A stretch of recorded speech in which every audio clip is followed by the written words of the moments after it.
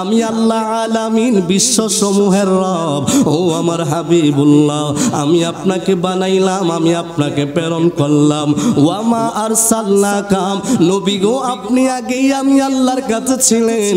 আরসালনাকা, আমি আপনাকে প্রেরণ করেছি রাহমাতাল লিল আলামিন, গোটা সৃষ্টি জগৎ সমূহের রহমত হিসাবে। জবানটা খুলে কি সুবহানাল্লাহ বলবেন না? আলেম ভাইরা আছেন, একটু গভীর মনোযোগ দিয়েন। আলম শব্দটা এক বচন। আলম শব্দের অর্থ হলো বিশ্ব, আলম শব্দের অর্থ হলো জগৎ, আর আলমের বহু বচন হলো আলামিন, বিশ্ব সমূহ। বিশ্ব বলতে এই পৃথিবীর ভূমণ্ডলকে বোঝানো হয়। বিজ্ঞান আবিষ্কার করলেন এই পৃথিবীর 4 ভাগের 3 ভাগ হলো জল, 1 ভাগ হলো স্থল। বিজ্ঞান শুধু স্থলের বর্ণনা দেয়। বিজ্ঞানকে জিজ্ঞাসা করি, ও বিজ্ঞান তুমি বলো দেখি বঙ্গোপসাগরের দৈর্ঘ্য প্রস্থ কত? বিজ্ঞান বলে আমি সিলিন্ডার, আমি জানি না। ও বিজ্ঞান তুমি বলো আটলান্টিক মহাসাগরের দৈর্ঘ্য প্রস্থ কত? বিজ্ঞান বলে আমি সিলিন্ডার, আমি বলতে পারবো না। ও বিজ্ঞান তাইলে তুমি সমুদ্রের বর্ণনা বঙ্গোপসাগরের দিতে পারো না। ও বিজ্ঞান তুমি আটলান্টিক মহাসাগরের তুমি দৈর্ঘ্য প্রস্থ কত বলতে পারো না। ও বিজ্ঞান তুমি শুধুমাত্র এই পৃথিবীর ভূমণ্ডলের ভিতরেই পড়ে রইলাও। বিজ্ঞান তুমি আর কি আবিষ্কার করলা, এবার তুমি বলো। বিজ্ঞান বলে আমি গ্রহ আবিষ্কার করলাম। ও বিজ্ঞান গ্রহের বর্ণনা করে বিজ্ঞান করে করলাম। ও বিজ্ঞান তুমি আর কি আবিষ্কার করলাম? বিজ্ঞান কই আমি আবার গ্যালাক্সির আবিষ্কার করলাম। বিজ্ঞান গ্যালাক্সি আবার কি আমাদেরকে বোঝায়া দাও। বিজ্ঞান বলে গ্যালাক্সি হলো কতগুলো গ্রহ মিলে একটা গ্যালাক্সির ভিতরে ঢোকে। ও বিজ্ঞান তারপরে তুমি আর কি আবিষ্কার করলাম? বিজ্ঞান কই তারপরে আমি মিল্কি ওয়ে আবিষ্কার করলাম। মিল্কি ওয়েটা আবার কি? কই গ্যালাক্সিগুলো একত্রিত হয়ে যার ভিতরে ঢুকে, এটার নাম হলো মিল্কি ওয়ে। ও বিজ্ঞান তুমি আর কি আবিষ্কার করলাম? বিজ্ঞান কই আমি আবিষ্কার করতে করতে পাইলাম কৃষ্ণ গহ্বর, যার নাম হলো ব্ল্যাক হোল। ও বিজ্ঞান এই ব্ল্যাক হোল এটা আবার কি? বিজ্ঞান বলে পৃথিবীর মানুষ তোমরা শুনে নাও, শুনে নাও, শুনে নাও। আখির জামানার নবী রাহমাতুল লিল আলামিন আল্লাহর হাবিব জবান মুবারক দ্বারা ঘোষণা দিলেন, আমার নবীর সর্বশেষ যে উম্মতরা জান্নাতে যাবে, আমার নবীর সর্বশেষ উম্মতরা যিনি জান্নাতে যাবে, এই পৃথিবীর চাইতে 70 গুণ বড় ওই জান্নাতটা আমার আল্লাহ তারে দান করবে। জবানটা খুলে কি সুবহানাল্লাহ বলা যাবে না? এই পৃথিবীর চাইতে 70 গুণ বড় জান্নাতটা আমার আল্লাহ তারে দিবে। তাইলে এই জায়গাগুলো কোথায় কোথায় আমার আল্লাহ সৃষ্টি করলেন? আমার আল্লাহ তো মিথ্যা বলে না, আমার নবী তো মিথ্যা কয় না। বিজ্ঞান কয় না রে না, মিথ্যা তো বলতেই পারে না। আল্লাহর কোরআনে কোনো সন্দেহ নাই, কেননা আল্লাহ কোরআনের প্রথমেই জানিয়ে দিলেন লা রাইবা ফিহি হুদাল লিল মুত্তাকিন, এর ভিতরে কোনো সন্দেহ নাই, সন্দেহের কোনো অবকাশ নাই। হুদাল লিল মুত্তাকিন, এরা মুত্তাকিনদের জন্য পথ প্রদর্শক। বিজ্ঞান কয় মানুষ, ও জগতের মানুষ, মানুষ মানুষে শুনে যাও, শুনে যাও। আমি বিজ্ঞান কি আবিষ্কার করলাম শুনে যাও। আমি দেখলাম আল্লাহ রাব্বুল আলামিনের সৃষ্টির ভিতরে যতগুলো গ্রহ আছে, ওই গ্রহগুলো একসাথে হয়ে গ্যালাক্সি হয়। ওই গ্যালাক্সিগুলো একসাথে ওই ব্ল্যাক হোলের ভিতরে যখন ঢুকে, এটা আর বের হয় না। তার মানে বোঝা যায় একটা ছিদ্র, ব্ল্যাক মানে কালো, হোল মানে হলো গর্ত বা গাতা। এই পৃথিবীর চাইতে যদি এতগুলো গ্রহ উপগ্রহ মিলে যদি একটা ব্ল্যাক হোলের ভিতরে ঢুকে, বিজ্ঞান কই তার আর কোনো অস্তিত্ব খুঁজে পাওয়া যায় না। বিজ্ঞান বলে এমন হাজার লক্ষ কোটি ব্ল্যাক হোল আমার আল্লাহ সৃষ্টি করেছেন। তাইলে বুঝেন আমার আল্লাহর সৃষ্টি জগৎটা কত বড়। আমার মনিয়ন্দের বাবারা, আমার যুবক ভাইরা, বন্ধুরা, একটু মনোযোগ দিয়ে কথাটা শুনে যাও। যত বড় শিল্পপতি, টাকাওয়ালা, কোটিপতি, বিলিয়ন মিলিয়ন টাকার মালিক, ডুপ্লেক্স বাড়ি বানাইলেন, কোটি কোটি টাকা আপনি খরচ করলেন, এই মনিয়নদের রাস্তার পাশে আপনার কানের পর কানে জমি সম্পত্তি অর্জন করলেন। জানতে চাই মৃত্যুর পরে আপনার আমার কবর ওই রাস্তার কিনারের দামি জমিটার মধ্যে হবে না? কথা বলেন ঠিক কিনা?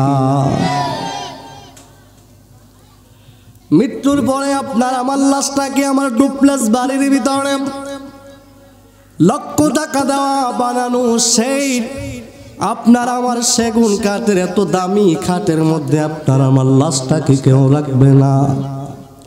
মুগরা বাজার থেকে সুন্দর করে সবচাইতে ভালো যে তুষুক আপনি বানাইলেন এত টাকা খরচ করে, ওই তুষুক ওই জাজিমের উপরে আপনার আমার মৃতদেহটাকে কেউ রাখবে না। সবাই বলবে তাড়াতাড়ি তারে নরম বিছানা থেকে ফ্লোরিং এর মধ্যে শোয়া দাও। কথা বলেন ঠিক কিনা? এই শীতকালে ঠান্ডা শীতের ভিতরে আদরের সন্তান বলবে না আমার বাবার লাশটারে আজকের রাত্রটার জন্য জাজিমটার উপরে রাখো, এই কথাও কেউ বলবে না। বাবা কেন এত ভরায়, কেন এত অহংকার, কেন এত তোমার ক্ষমতার গরম? একটু চোখটারে বন্ধ করে দেখো, অন্ধকার ছাড়া আর কিছু দেখা যায় না। কথা বলেন ঠিক কিনা? রাস্তাঘাটে বাড়ি ঘরে দোকানপাটি সময় নষ্ট না করে জন্য বলি মনিয়ন্দ মধ্যপার আজকের জান্নাতের বাগানে বসে যান। মনটারে নরম করে দিয়ে চোখের পানিগুলো ছেড়ে দিয়ে মনটার একটা বারের জন্য জিজ্ঞাসা করেন, মন এই বাড়ি তুমি সাজাইলা বাড়ি রঙিন করার জন্য, প্রতি বছর তুমি রং মিস্ত্রি দিয়া বাড়ি রং করলা। ওই বাড়ির ভিতরে গরমকালে থাকতে কষ্ট হয়, সেই জন্য এয়ার কন্ডিশন এসি ফিট করলাম। মন কারেন্ট চলে গেলে একটা মুহূর্তে থাকতে পারো না, ছটফট করো। এই জন্য বিকল্প ব্যবস্থা আইপিএস এর ব্যবস্থা তুমি করে নিলা। কিন্তু তোমার আমার মৃত্যুর পরে এমন একটা ঘরের মধ্যে তোমাকে আমাকে দেওয়া হবে যেই ঘরে এয়ার এসির কোনো ব্যবস্থা নাই, এয়ার কন্ডিশনের কোনো ব্যবস্থা নাই, যেই ঘরে কারেন্টের ব্যবস্থা নাই, যেই ঘরে বাতির কোনো ব্যবস্থা নাই, ফ্যানের কোনো ব্যবস্থা নাই, যেই ঘরে জাজিম খাটের ব্যবস্থা নাই রে, যেই ঘরে আলো নাই, বাতাস নাই, নাই নাই কিছুই নাই, শুধুমাত্র তোমারে আমারে সাদা কাপড়ের কাপড়টা পরাইয়া, যেই কাপড় তুমি আমি নিজের কাপড় নিজে পছন্দ করতে পারবো না। তোমার আমার কাপড় পছন্দ করার জন্য তোমার আমার এলাকার কোনো একজন মুরব্বী অথবা তোমার আমার কোনো একজন আত্মীয় যাবে, ওই মুগরার বাজার থেকে দরজির দোকান থেকে কাপড়টা কিনে আনবে। কাপড় কেনার জন্য আখাউড়ার শপিং মলে যাবে না, কাপড় কেনার জন্য ব্রাহ্মণবাড়িয়া সুপার মার্কেটে যাবে না, কাফনের কাপড় কেনার জন্য ব্রাহ্মণবাড়িয়া নিউ মার্কেটে যাবে না, কাফনের কাপড় কেনার জন্য কেউ ঢাকার গুলশান মার্কেটে যাবে না। যার যার এলাকার দরজির দোকান থেকে কাফনের কাপড়টা কিনে নিয়ে আসবে। ওই কাফনের কাপড় ধনির জন্য যা, একটা রিক্সার ড্রাইভারের জন্য তা। কথা বলেন ঠিক কিনা রে বাবা? রাস্তার ভিক্ষুকের জন্য যেই কাপড় দেওয়া হবে, যেই কাপড়ের কালার হবে সাদা, ওই মনিয়ন্দ গ্রামের কোটিপতি ব্যক্তি শিল্পপতির কাপড়ের কাপড়টাও কিন্তু সাদা হবে। ঠিক কিনা? না কালারিং দেওয়ার ব্যবস্থা আছে? জানা তো মনিয়ন্দের মানুষ, আমার মামুর বাড়ির এলাকার মানুষ, না একটু শখ করে দেয়া লাইন কালারিং কাপড় কিও পারা যাইব নি? এই জন্য বাবা কাফনের কাপড় কাউকে ব্যতিক্রম দেওয়া যাবে না, সবার কাফনের কাপড় হবে সাদা। কবরস্থানে কবর করার জন্য মানুষ যাবে, কবর করবে, কেউ বলবে না চেয়ারম্যানের কবরটা অন্যান্য কবরের চাইতে 1 হাত পাশ করে দাও, সুযোগ আসেনি। 2 হাত লম্বা করে দাও, সুযোগ আসেনি। হায় হায়, কাপড়ের কাপড়ের মধ্যে কোনো ব্যতিক্রম করার সুযোগ নাই। কোনটা চেয়ারম্যানের কাপড়, কোনটা দরজির কাপড়, কোনটা রিক্সার ড্রাইভারের কাপড়, কোনটা শ্রমিকের কাপড়, কাফনের কাপড় দেখে চেনার শক্তি নাই, কবর দেখেও চেনার শক্তি নাই। একটা রিক্সার ড্রাইভারের কবর যেমন একটা টাকাওয়ালা এমপি মন্ত্রীর কবরটাও ঠিক তেমন, চেনার কোনো ব্যতিক্রম কোনো আলামত নাই। তাইলে বলো দেখি, মানুষ হয়া তুমি আমি এই দুনিয়ার ভিতরে কিসের এত বড়াই, কিসের এত অহংকার? কার বাড়ির রং তুমি সাজাও, নিজের বাড়ির রঙের তো এখনো পর্যন্ত কোনো খবর নাই। কথা বলেন ঠিক কিনা? এই জন্য বাবাই কালামটা বড় চমৎকার একটা কালাম। পরের বাড়ি রং সাজাইয়া নিজের বাড়ি অন্ধকার, ধনী বল গরিব বল যাইতে হবে গুরের পার। আল্লাহুম্মা সাল্লি আলা, মাশাআল্লাহ, মারহাবা, মাওলানা মুহাম্মদ ওয়া আলা আলি সাইয়্যিদিনা মাওলানা। লা ইলাহা ইল্লাল্লাহ, লা ইলাহা জোড়ে লা ইলাহা ইল্লাল্লাহ, লা ইলাহা ইল্লাল্লাহ, লা ইলাহা ইল্লাল্লাহ, লা ইলাহা ইল্লাল্লাহ, লা ইলাহা হাসবি রাব্বি জাল্লাল্লাহ মা ফি কলবি গায়রুল্লাহ। নূর মুহাম্মদ সাল্লাল্লাহ, লা ইলাহা ইল্লাল্লাহ, লা ইলাহা ইল্লাল্লাহ, লা ইলাহা লা ইলাহা ইল্লাল্লাহ মুহাম্মাদুর রাসূলুল্লাহ সাল্লাল্লাহু আলাইহি ওয়াসাল্লাম। সবাই একসাথে উচ্চ কণ্ঠে মহব্বতে কি বলতে পারবেন? আল্লাহু আকবার। দুইটা হাত তুলে আওয়াজ করে বলেন ইয়া রাসূলুল্লাহ। ও আমার মনিয়ন্দের বাবা, ও আমার মনিয়ন্দের যুবক ভাইরা রে আমার, এখনো কি তোমার মাহফিলে আসার সময় হয় নাই? এখনো কি তুমি মহব্বত নিয়ে আদব নিয়ে বসার সুযোগ হয় নাই? তোমার মতন কত যুবক ওই মনিয়ন্দি এই মাহফিলটার একটু পাশে ওই কবরস্থানটার ভিতরে মানুষগুলি তোমার আমার মতো কত যুবক দিনের পর দিন শুয়ে রইল, মাসের পর মাস বছরের পর বছর শুয়ে রইল। এ যুবক ভাই, মাহফিলের ভিতরে বৈশাম তুমি আমি কথা বলি, তুমি জানোনি তোমার আমার প্রাণ পাখিটা যদি বিদায় নিয়ে যায়, তোমার মতন আমার মতন কত যুবক ওই জান্নাতের বাগানে আসার ইচ্ছা কইরাও আসতে পারে নাই। এই জন্য বাবা জান্নাতের বাগানে আসছেন, আদব নিয়ে আসছেন, একটু আদব নিয়ে মহব্বত নিয়ে আসুন সবাই। আমরা ওই আল্লাহ রাব্বুল আলামিনের জিকির করি, যেই আল্লাহ রাব্বুল আলামিন আপনার আমার এই রূহটারে ইচ্ছা করলে কুকুরের ভিতরে দিতে পারতেন, আল্লাহ ইচ্ছা করলে হিংস্র বাঘের ভিতরে দিতে পারতেন, আল্লাহ ইচ্ছা করলে সিংহের ভিতরে দিতে পারতেন, আমার আল্লাহ ইচ্ছা করলে গরু গাধার ভিতরে দিতে পারতেন, আমার আল্লাহ ইচ্ছা করলে পশু পাখির ভিতরে দিতে পারতেন।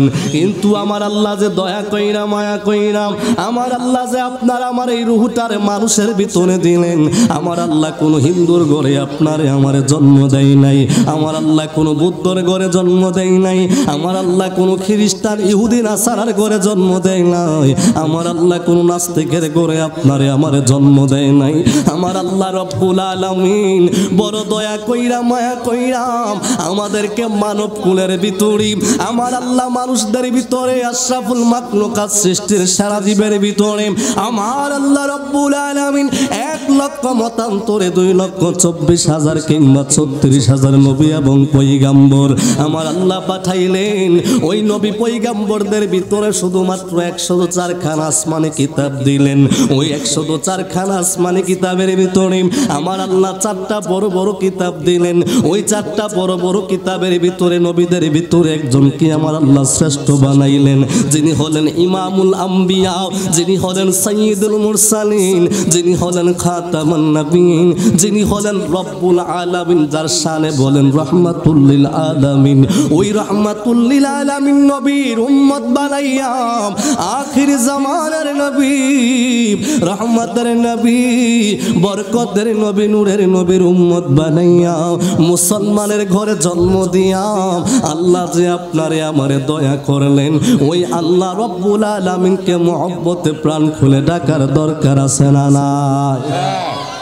এই জন্য সবাই একটু মহব্বতে আসেন, একটু ইসমে জাতের জিকির করি। আল্লাহ আল্লাহ আল্লাহ আল্লাহ আল্লাহ আল্লাহ আল্লাহ আল্লাহ আল্লাহ আল্লাহ আল্লাহ আল্লাহ আল্লাহ আল্লাহ আল্লাহ আল্লাহ আল্লাহ তুই আমারে ডাকে রে বান্দা, তুই আমারে ডাক। আল্লাহ আল্লাহ আল্লাহ আল্লাহ ডাকার মতো ডাকলে বান্দা, ডাকার মতো ডাকলে বান্দা গুনাহ হবে মাফ। তুই আমারে ডাক দে বান্দা, তুই আমারে ডাক। আল্লাহ আল্লাহ আল্লাহ আল্লাহ আল্লাহ আল্লাহ আল্লাহ একদাই কাছেন মুসা নবী গুহু তোরা গেলেন চলে। একদাই কাছেন মুসা নবী গুহু তোরা গেলেন চলে। খোদার নূরে পাহাড় জ্বলে, খোদার নূরে পাহাড় জ্বলে, মুসা জ্বলে না।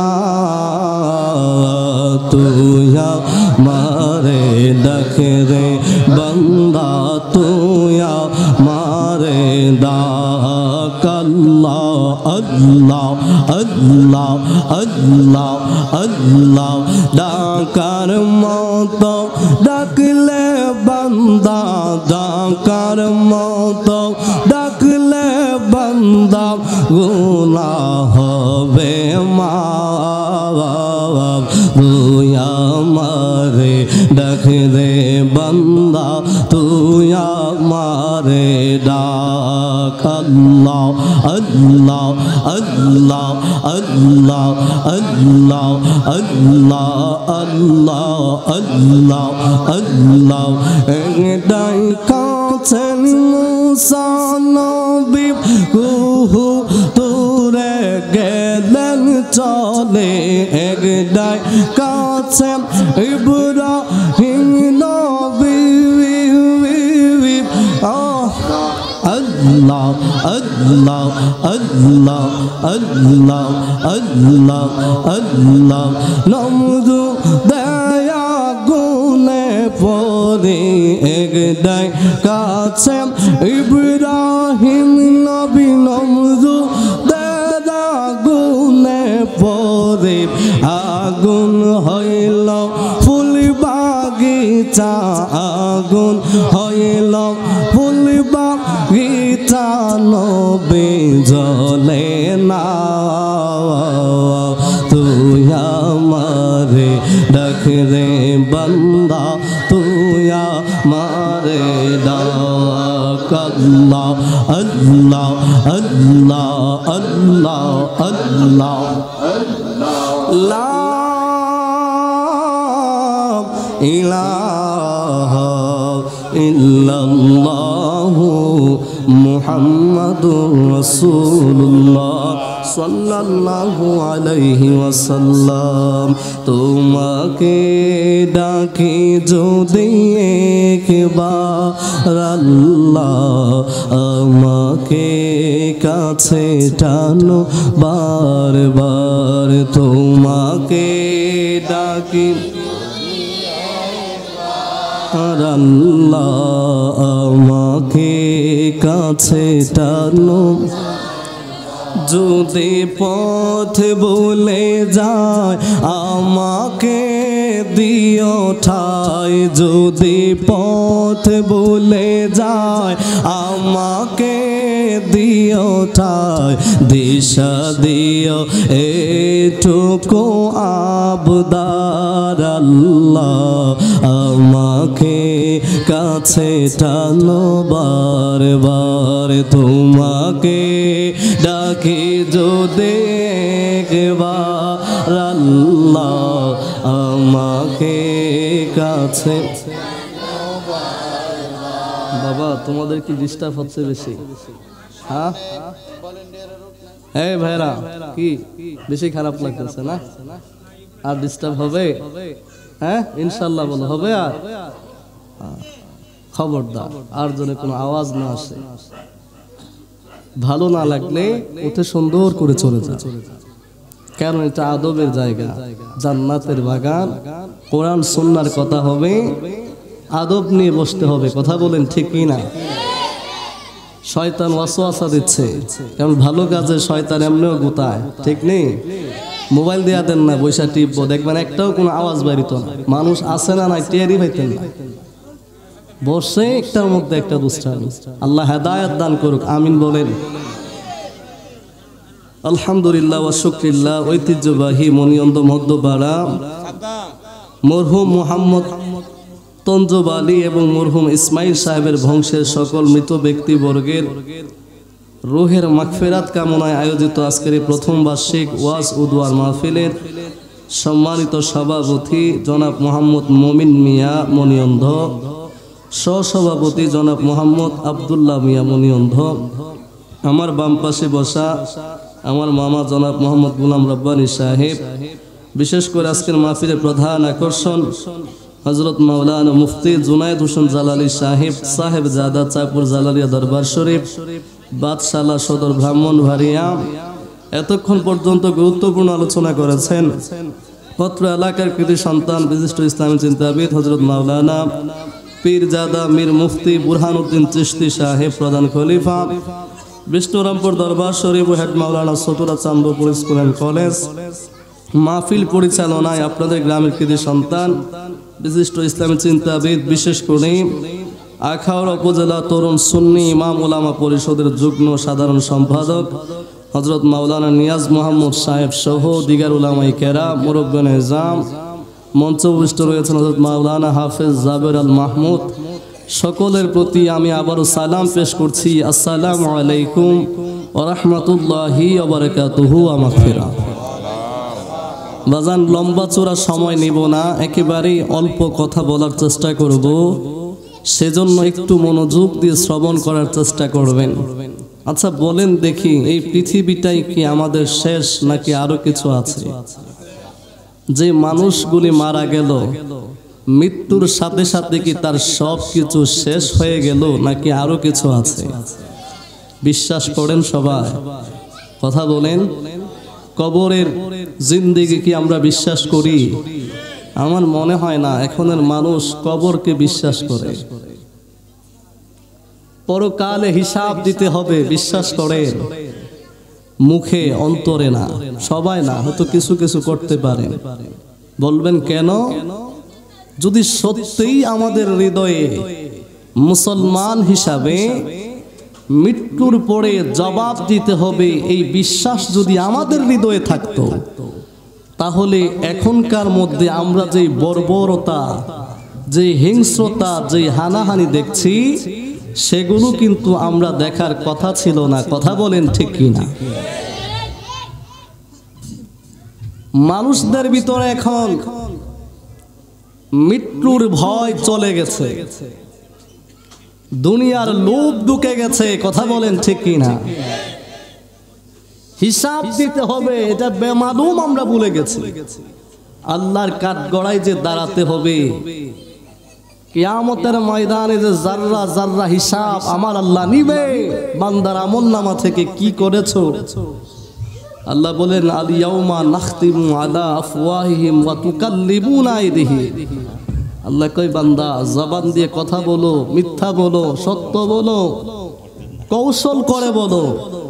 সেজন্য জবানটারে কিয়ামতের ময়দানে আমি আল্লাহ মোহর মেরে দিব, পেরাক মেরে একবারে বন্ধ করে দিব। দুনিয়ায় যা পারো করো, বাটপারি সিটারি সব করেছো, আল্লাহ কই বন্ধ করে দিব জবান। কেমনে কথা কইবি? ওই ছেলেরা, ওই তোরারে কইতাছি, কথা কস না। কিয়ামতের দিন আল্লাহ কই জবান ও ফেরাক দিব, এরপরে কথা কইস। কথা কয় না আমার আব্বুজি। আমার ধানি বামি যাওয়ার সময় নাই বাবা, একটু মনোযোগ দিয়ে কথাগুলো শুনে জানলে বাবা। আল্লাহ বলেন আল ইয়াউমা নাখতিমু আলা আফওয়াহিহিম ওয়া তুকাল্লিমুনা আইদিহিম। আল্লাহ কয় আমি কিয়ামতের ময়দানে তোমাদের জবানগুলোর মধ্যে কষ্টেপ লাগায়া দেব। আমি আল্লাহ কিয়ামতের ময়দানে তোদের জবানটা আমি আল্লাহ বন্ধ করে দিব, জবানটার মধ্যে আমি আল্লাহ পেরেক মেরে দিব। বান্দা তোর জবান দিয়ে আমি আল্লাহর সাথে কথা বলতে পারবি না। আমি আল্লাহ ওই কিয়ামতের ময়দানে ওয়া তুকাল্লিমুনা আইদিহিম, আমি আল্লাহ তোদের হাতগুলারে কথা বলার জন্য আমি আল্লাহ পারমিশন দিয়া দেব। ওই কিয়ামতের ময়দানে তোদের হাত আমি আল্লাহর সাথে কথা বলবে। তার মানে বাবা আল্লাহর সাথে জবান দিয়া কিয়ামতের ময়দানে আপনি আমি কথা বলতে পারবো না, আপনার আমার হাত আল্লাহর সাথে কথা বলবে।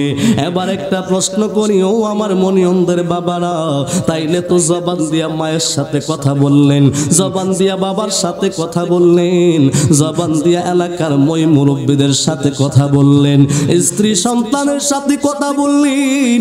প্রশ্ন জাগতে পারে জবান দিয়া সবার সাথে কথা বললাম, কিন্তু আমার আল্লাহর সাথে কথা বলতে পারবো না।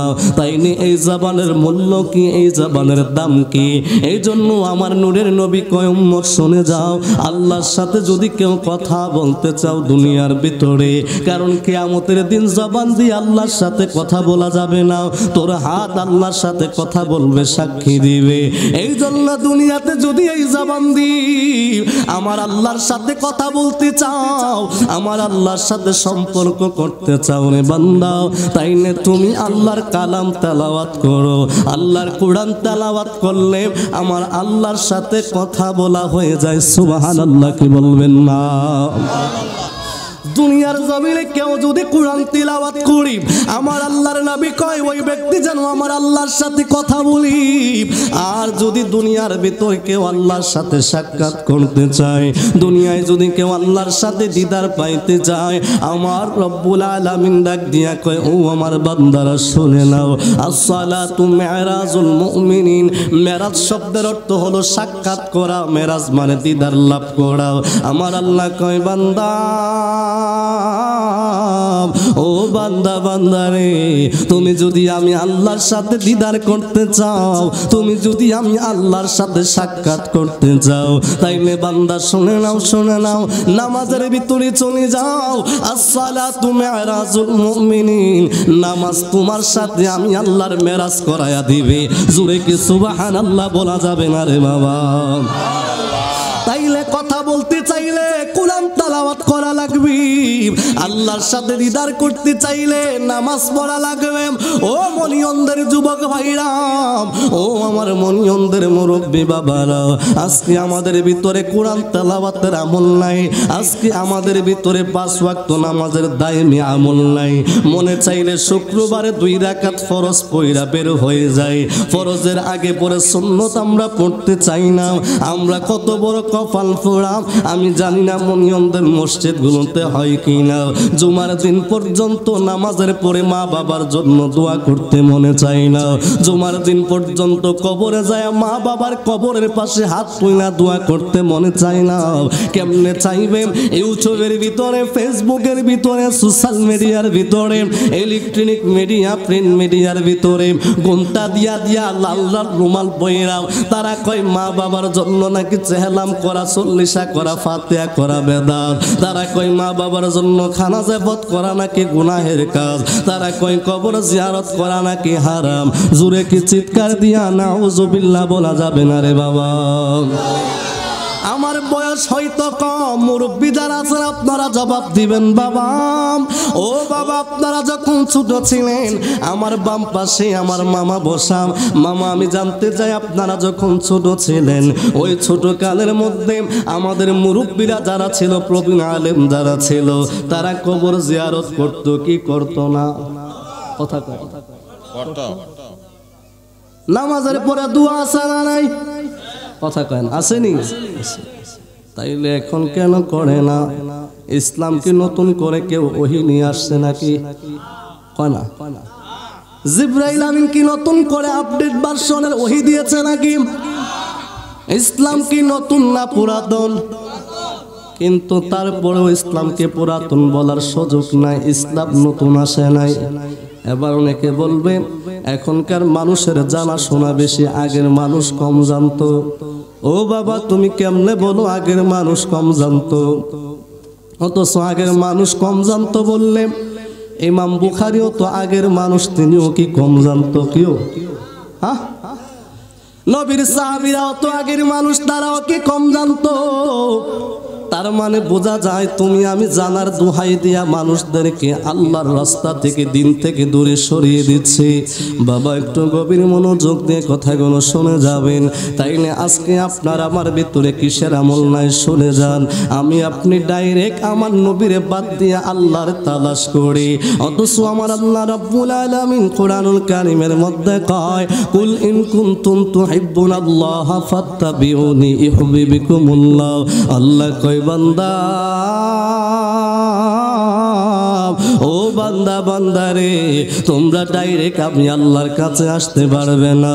তোমরা যদি কুল ইন কুনতুম তুহিব্বুনাল্লাহ, তোমরা যদি আমি আল্লাহর ভালোবাসা নৈকট্য অর্জন করতে চাও, ফাত্তাবিউনি, আমার নবীর ইত্তেবা অনুসরণ করো, ইউহিব্বুকুমুল্লাহ, তাই নেই আমি আল্লাহর ভালোবাসা নৈকট্য অর্জন হয়ে যাবে।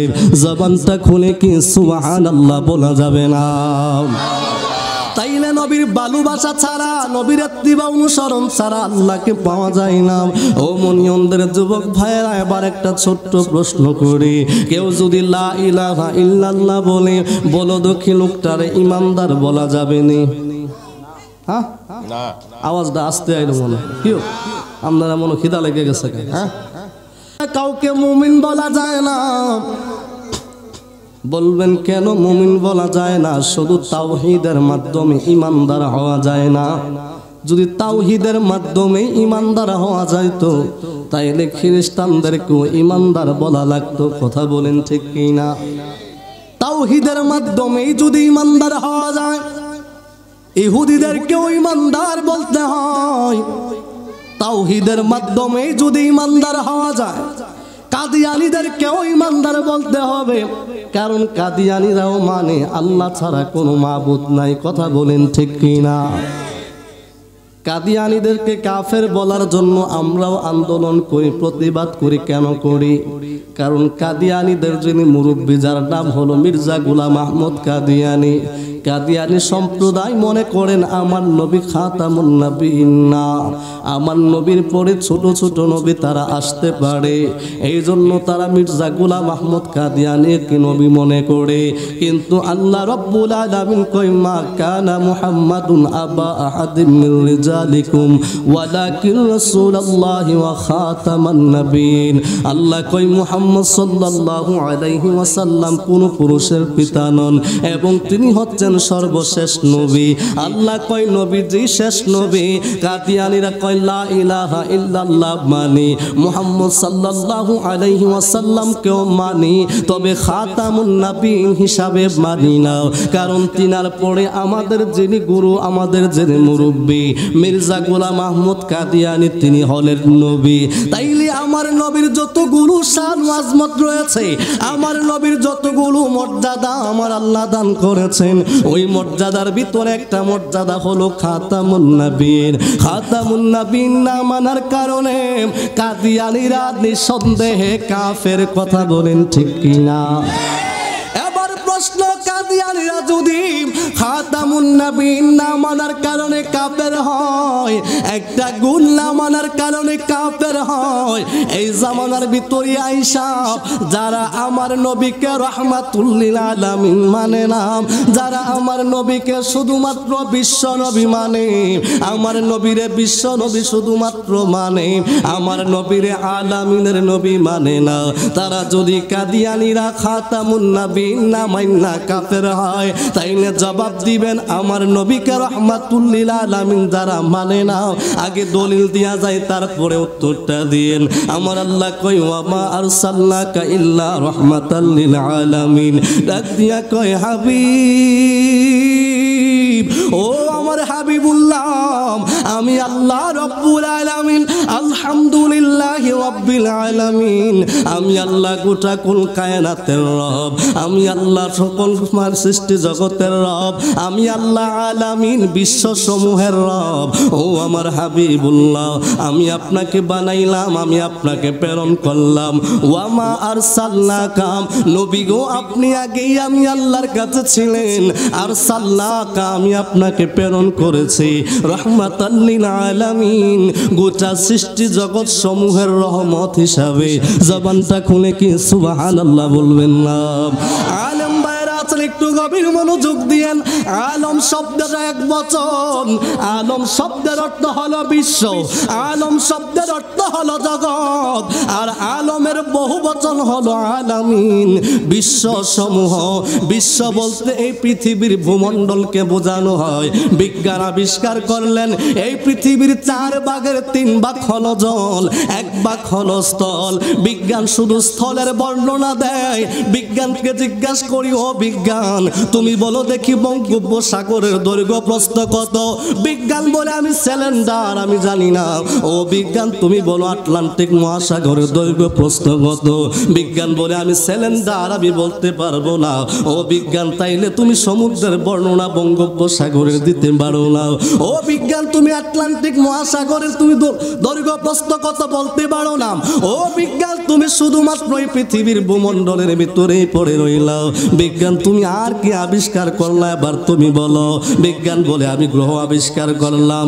ও বিজ্ঞান গ্রহের বর্ণনা করে বিজ্ঞান করে করলাম। ও বিজ্ঞান তুমি আর কি আবিষ্কার করলাম? বিজ্ঞান কই আমি আবার গ্যালাক্সির আবিষ্কার করলাম। বিজ্ঞান গ্যালাক্সি আবার কি আমাদেরকে বোঝায়া দাও। বিজ্ঞান বলে গ্যালাক্সি হলো কতগুলো গ্রহ মিলে একটা গ্যালাক্সির ভিতরে ঢোকে। ও বিজ্ঞান তারপরে তুমি আর কি আবিষ্কার করলাম? বিজ্ঞান কই তারপরে আমি মিল্কি ওয়ে আবিষ্কার করলাম। মিল্কি ওয়েটা আবার কি? কই গ্যালাক্সিগুলো একত্রিত হয়ে যার ভিতরে ঢুকে, এটার নাম হলো মিল্কি ওয়ে। ও বিজ্ঞান তুমি আর কি আবিষ্কার করলাম? বিজ্ঞান কই আমি আবিষ্কার করতে করতে পাইলাম কৃষ্ণ গহ্বর, যার নাম হলো ব্ল্যাক হোল। ও বিজ্ঞান এই ব্ল্যাক হোল এটা আবার কি? বিজ্ঞান বলে পৃথিবীর মানুষ তোমরা শুনে নাও, শুনে নাও, শুনে নাও। আখির জামানার নবী রাহমাতুল লিল আলামিন আল্লাহর হাবিব জবান মুবারক দ্বারা ঘোষণা দিলেন, আমার নবীর সর্বশেষ যে উম্মতরা জান্নাতে যাবে, আমার নবীর সর্বশেষ উম্মতরা যিনি জান্নাতে যাবে, এই পৃথিবীর চাইতে 70 গুণ বড় ওই জান্নাতটা আমার আল্লাহ তারে দান করবে। জবানটা খুলে কি সুবহানাল্লাহ বলা যাবে না? এই পৃথিবীর চাইতে 70 গুণ বড় জান্নাতটা আমার আল্লাহ তারে দিবে। তাইলে এই জায়গাগুলো কোথায় কোথায় আমার আল্লাহ সৃষ্টি করলেন? আমার আল্লাহ তো মিথ্যা বলে না, আমার নবী তো মিথ্যা কয় না। বিজ্ঞান কয় না রে না, মিথ্যা তো বলতেই পারে না। আল্লাহর কোরআনে কোনো সন্দেহ নাই, কেননা আল্লাহ কোরআনের প্রথমেই জানিয়ে দিলেন লা রাইবা ফিহি হুদাল লিল মুত্তাকিন, এর ভিতরে কোনো সন্দেহ নাই, সন্দেহের কোনো অবকাশ নাই। হুদাল লিল মুত্তাকিন, এরা মুত্তাকিনদের জন্য পথ প্রদর্শক।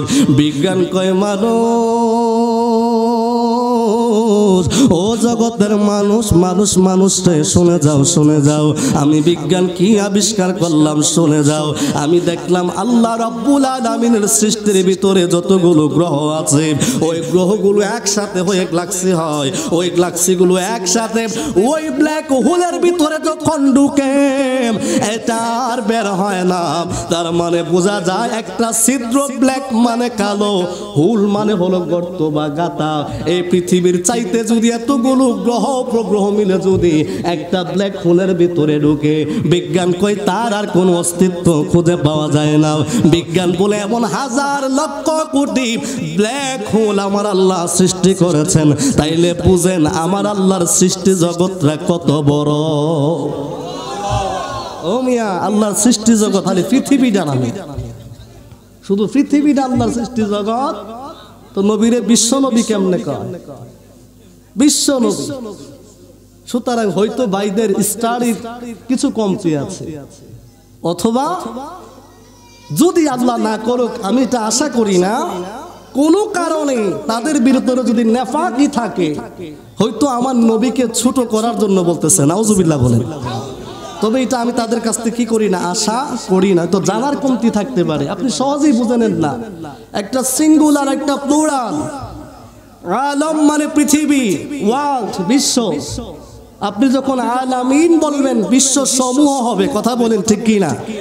আমি যদি বলি মোবাইল, তাহলে একটা, ঠিক কি না? কোন একটা না? যখন মোবাইল সমূহ বলবো, তাহলে কি একটা না বেশি? জোরে কোন, কয়টা হইতে পারে? 5টা হইতে পারে, 10টা হইতে পারে, 100 হতে পারে, ঠিক কিনা বলেন? যখন আমি বলবো আমি, তাইলে একজন।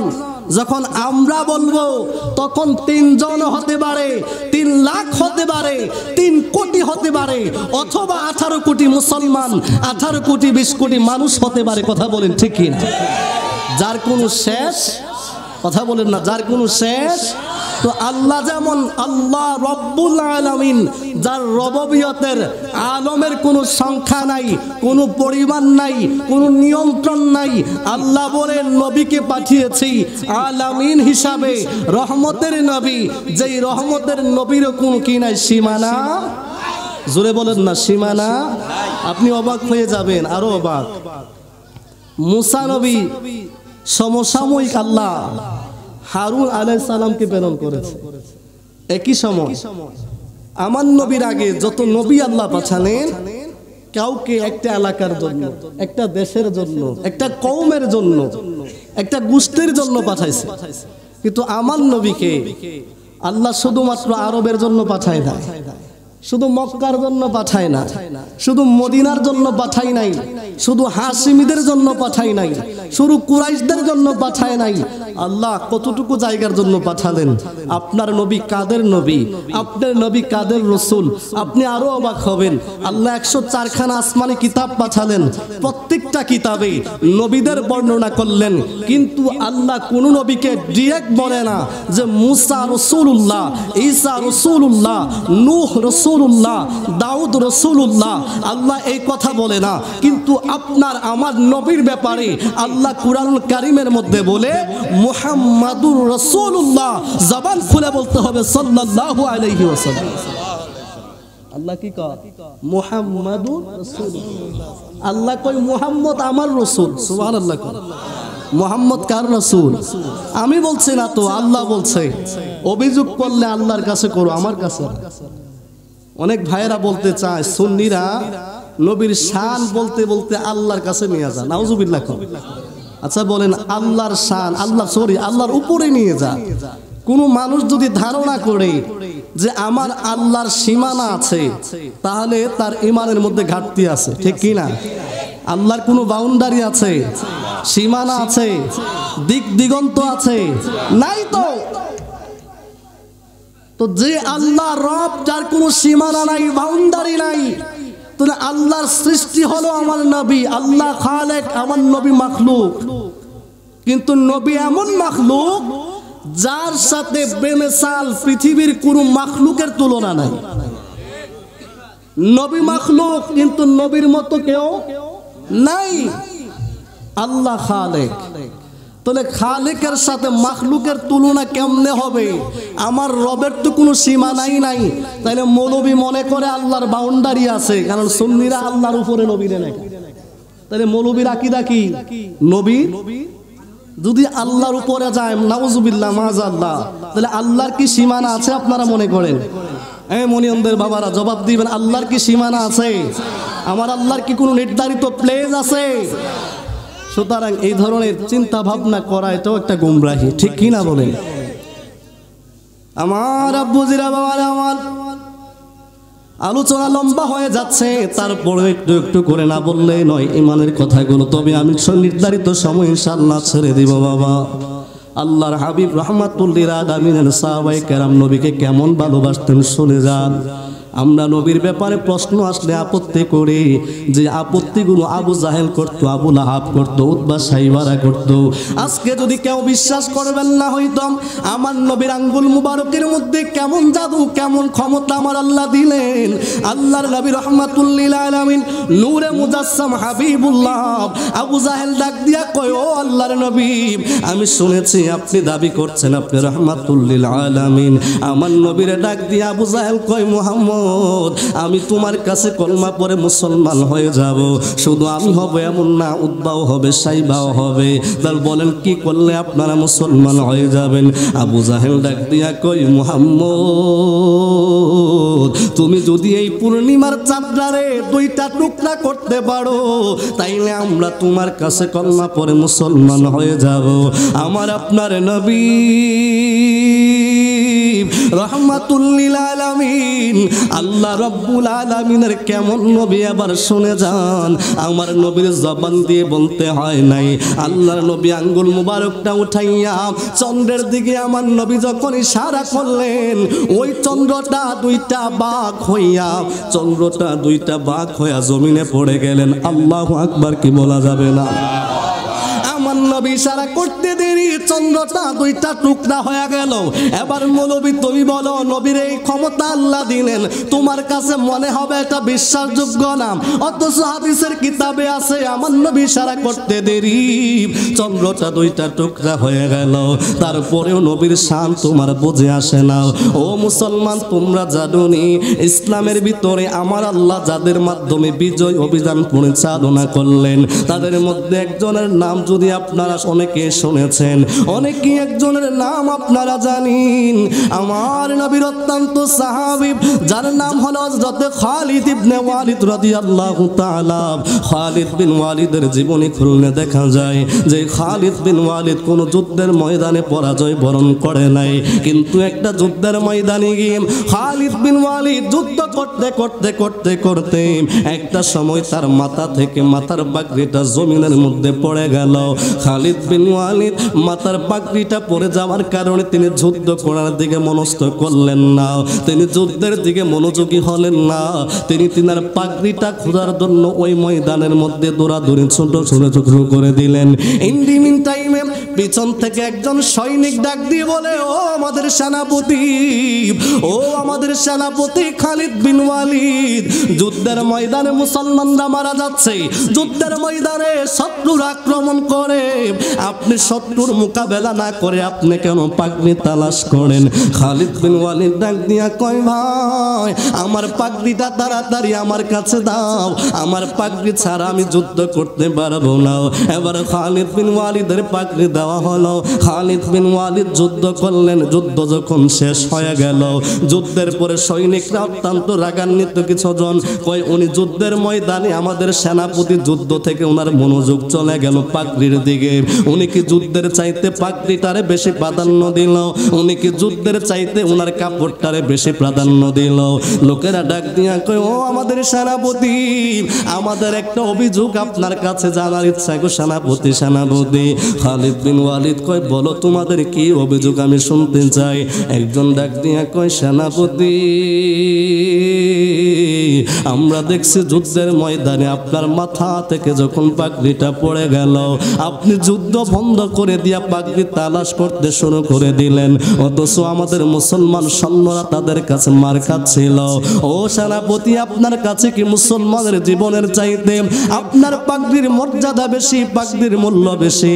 পাগড়ির দাম কি মুসলমানের জীবনের চাইতে বেশি? পাগড়ির দাম কি যুদ্ধের ময়দানে জিহাদ করার চাইতে দাম বেশি? খালিদ বিন ওয়ালিদ দুইটা চোখের পানি জর্জর করে ছেড়ে দিলেন, ডাক দিয়া কয়, ভাই ও ভাই, তুমি জানো না ওই পাগড়ি আমি কেন তালাশ করছি? তুমি জানো না? তোমরা কি জানো আমি খালিদ বিন ওয়ালিদ আমার জীবনে কোনো যুদ্ধের মধ্যে পরাজয় বরণ করি নাই? হ্যাঁ, আমরা জানি আপনি জীবনে কোনো যুদ্ধে পরাজয় বরণ করেন নাই।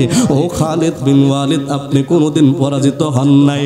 খালিদ বিন ওয়ালিদ কই, আমি যুদ্ধে পরাজিত হই নাই, এটা আমার গায়ের কোনো শক্তির বড়াই নাও।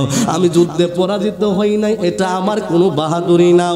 আমি যুদ্ধে পরাজিত হই না, এটা আমার কোনো অহংকার নাও। তোমরা কি জানো এর আসল হাকিকত কি? বলো না কি? খালিদ বিন ওয়ালিদ ডাক দিয়া কয়, ভাই আমার মাথার ভিতরে যে পাগড়িটা তোমরা দেখছো, এটা সাধারণ কোনো পাগড়ি নাও। এই পাগড়িটার ভিতরে আমার নূরের নবী, মায়ার নবী, রহমাতুল্লিল আলামিন নবীজির কতগুলো চুল মোবারক আমি এই পাগড়িটার মধ্যে সেলাই করে রাখছি। জুড়ে কি সুবহানাল্লাহ বলা যাবে না? খালিদ বিন ওয়ালিদ ডাক দিয়া কয়, সাহাবীরারিব, আমার নবী রহমাতুল্লিল আলামিন একদিন যখন মাথা হলক করছিলেন, আমার নবী যখন মাথার চুল কাটতেছিলেন, ওই চুল মুবারক থেকে আমি খালিদ বিন ওয়ালিদ নবীজির কতগুলো চুল মুবারক উপহার নিলাম, আমি আমার মাথার মুকুটটার মধ্যে সেলাই করে রাখলাম। আর এই মুকুট পইরা আমি খালিদ বিন ওয়ালিদ যতগুলো যুদ্ধের ময়দানে গিয়েছি, আমার নবীর চুল মুবারকের বরকতে আমার আল্লাহ আমি যতগুলো যুদ্ধে গিয়েছি বিজয় দান করেছে। জবানটা খুলে কি সুবহানাল্লাহ বলা যাবে না? ওরে কামলিওয়ালা হাবিবুল্লাহ আমার জানের জান, বলো না কামলিওয়ালা হাবিবুল্লাহ আমার জানের জান। নবীর ভালোবাসা ঈমান, নবীর ভালোবাসা ঈমান, বুখারী প্রমাণ। আমার জানের জান, বলো না আমার প্রাণের প্রাণ, কামলিওয়ালা হাবিবুল্লাহ আমার জানের জান। খালিদ বিন ওয়ালিদ ডাক দিয়া কয়, ও সাহাবীরা শুনো, আমি খালিদ বিন ওয়ালিদ যুদ্ধের ময়দানে জয়লাভ করেছি, এটা আমার কোনো বাহাদুরি নাম, এটা আমার কোনো পাকাপ্পুরি নাম, এটা আমার কোনো স্পেশাল কোনো গুণ নাম। আমার নূরের নবীর চুল মুবারক আমি খালিদ বিন ওয়ালিদের মাথার মধ্যে টুপির মধ্যে সেলাই ছিল, এই জন্য এই চুল মুবারকের বরকতে আমার আল্লাহ বিজয় দান করলেন।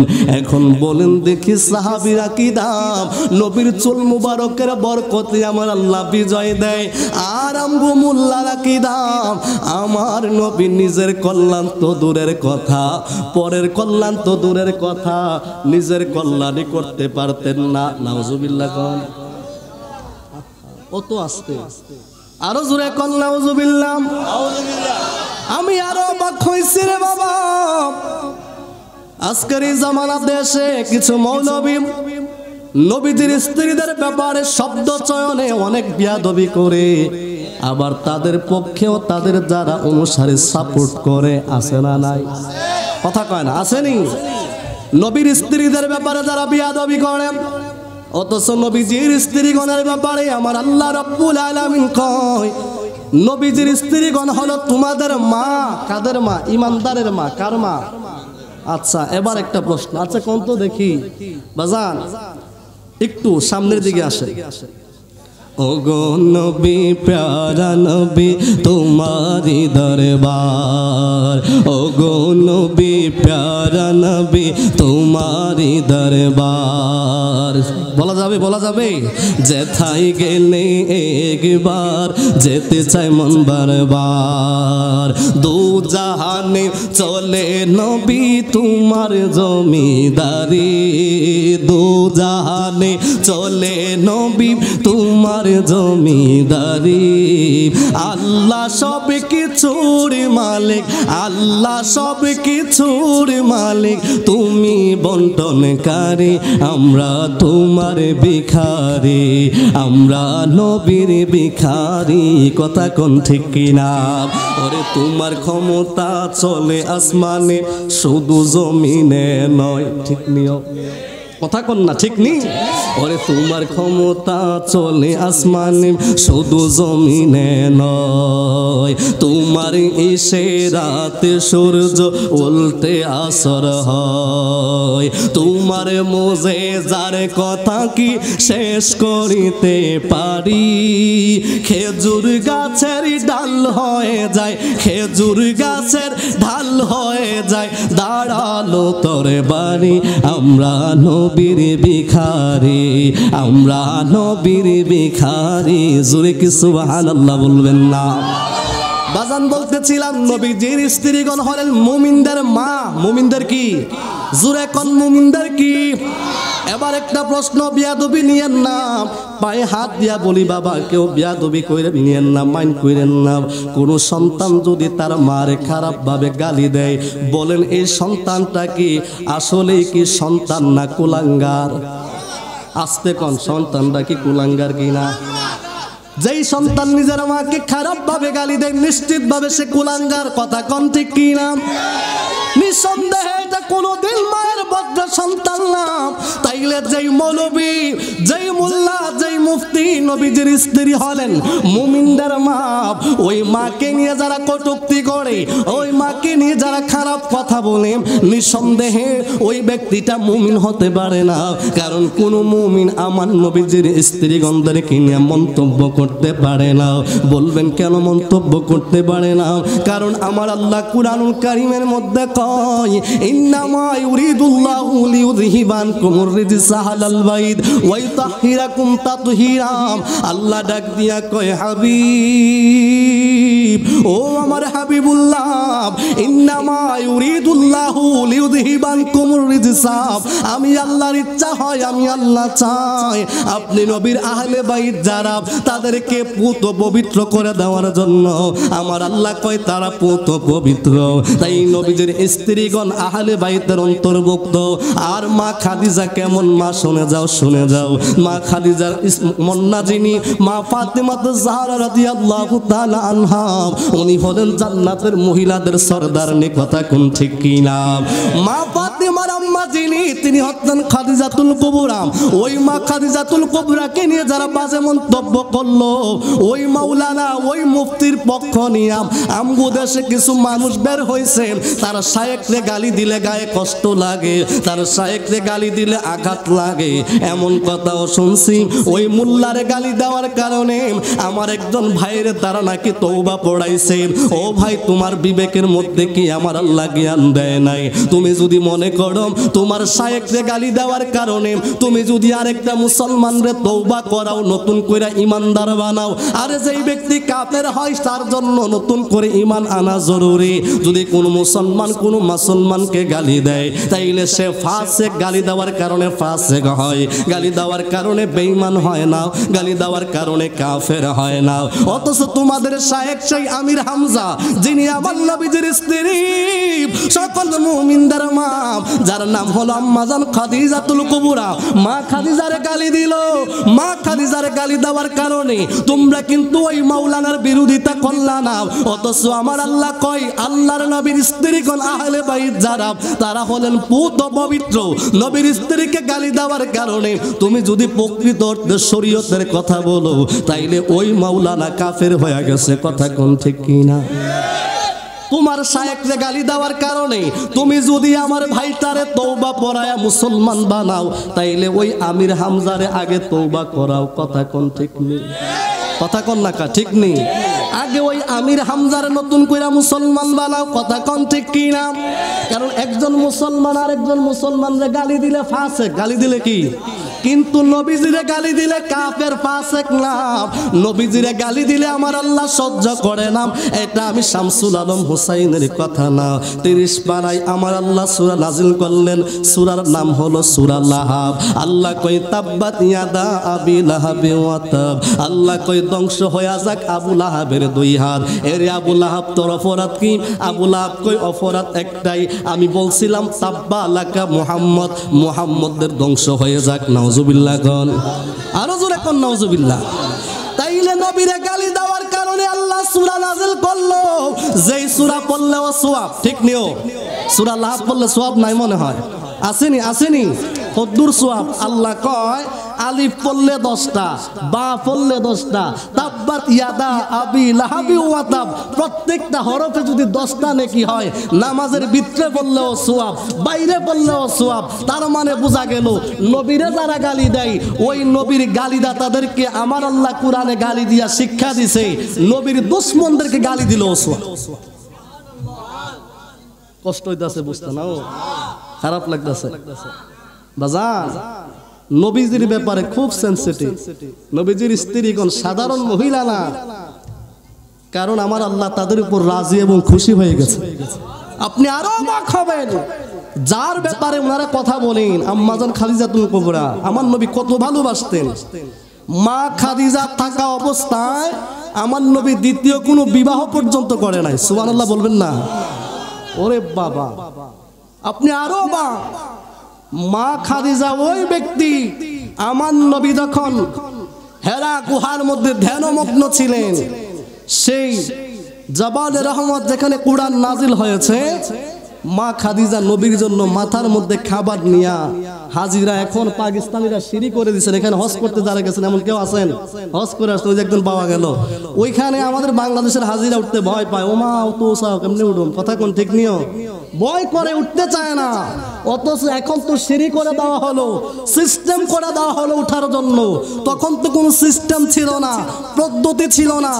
মা খাদিজা প্রতিদিন আমার নবীর জন্য মাথায় করে খাবার নিয়ে যেতেন, অথচ তিনি ছিলেন মক্কার সম্ভ্রান্ত পরিবারের একজন ধনী মহিলা। কথা বলেন ঠিক কিনা? ও মৌলভী, তুমি যে মা খাদিজারে নিয়ে কথা বলো, তোমার বউ কতদিন তোমার জন্য খাবার নিয়ে বন্ধে যাইবো? আয়ো না দেখি। তুমি যাও না পাহাড়ে চিল্লা দিতা 40 দিন, চিল্লা তো মসজিদে দেন। কিন্তু আপনারা মাইন্ড করেন না, মনিয়ন্দের মানুষ কোয়া জানা তো বাইক না, আবার কইতাম পারাম, সমস্যা না। মামুর বাড়ি এলাকা নাও, সঠিক কইতে তো কোনো অসুবিধা আছে? আমাকে একটা হাদিস দেখাবে তারা যারা মসজিদে মসজিদে চিল্লা দেয়, যে আমার নবী থেকে শুরু করে আউলিয়া কেরাম যারা চিল্লা দিয়েছেন তারা মসজিদে দিয়েছেন, দেন নাই তো? আমার নবী চিল্লা দিয়েছেন কোথায়? হেরা গুহায়। কোথায় দিছে? ঠিক না? সুতরাং বাজান, আমরা তো এগুলো নিয়ে আপত্তি করি না, এগুলো নিয়ে তো আপনাদের সাথে কথা বলি না, কিন্তু কষ্ট তো তখন লাগে যখন আপনারা উল্টাটা বলেন। হ্যাঁ, যখন আপনারা কি বলেন? উল্টাটা যখন বলেন।